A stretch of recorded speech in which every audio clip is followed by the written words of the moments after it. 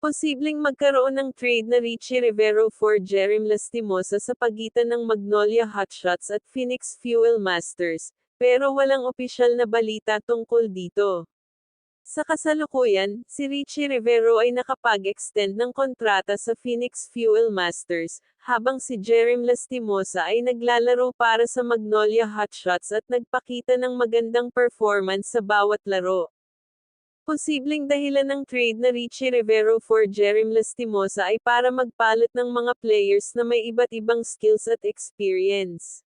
Si Richie Rivero ay isang guard forward na may kontrata sa Phoenix Fuel Masters, habang si Jerem Lastimosa ay isang point guard na naglalaro para sa Magnolia Hotshots at nagpakita ng magandang performance sa laro. Ang trade na ito ay maaaring makatulong sa parehong team na magkaroon ng mas malakas na lineup at magbigay ng bagong oportunidad sa mga players. Ang trade na ito ay may posibleng epekto para kay Richie Rivero at Jerem Lastimosa.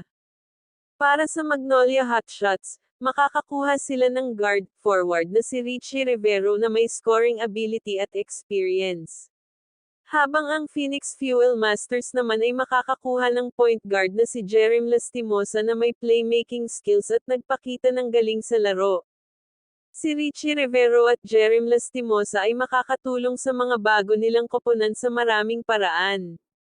Kung si Richie Rivero mapunta sa Magnolia Hotshots, makakapag-ambag siya ng scoring at outside shooting, at makakapagbigay ng energy at athleticism sa team. Pupwedeng maglaro sa shooting guard o small forward position. Habang si Jerem Lastimosa naman kung mapunta sa Phoenix Fuel Masters, makakapagbigay siya ng playmaking at ball handling skills, at makakatulong sa pag-organisa ng offense ng team. Pupwedeng maglaro sa point guard position at makapag-create ng opportunities para sa mga teammates.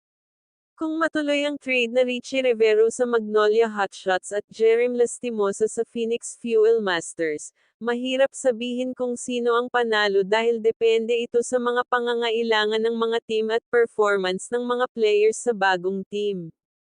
Ang trade na ito ay maaaring makatulong sa parehong team na magkaroon ng mas malakas na lineup at magbigay ng bagong oportunidad sa mga players. Pero, ang epekto ng trade ay depende sa kung paano mag-a-adjust ang mga players sa mga bagong team at kung paano sila magagamit ng mga coach. Ang aabangan ng mga fans at PBA sa trade na ito ay kung paano mag-a-adjust sina Richie Rivero at Jerem Lastimosa sa mga bago nilang koponan.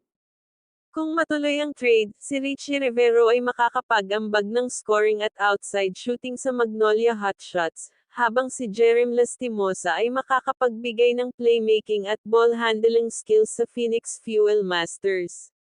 Ang mga fans ay maghihintay kung paano magagamit ng mga coach ang mga players na ito sa kanilang mga sistema ng laro at kung paano sila magkakaroon ng chemistry sa mga bagong teammates. Kaya naman, pakaabangan na lang natin ang update sa trade na ito kung sakaling matuloy ang paglipat nila sa mga bago nilang koponan. Maraming salamat sa panonood, at kung may nais kayong sabihin, komento nyo lang sa ibaba ng ating video ang inyong mga opinyon para mapag-usapan natin yan, at kung umabot ka naman dito paki-subscribe mo naman ang ating channel para updated ka sa mga bago nating upload dito. Yun lamang po at maraming salamat sa inyo.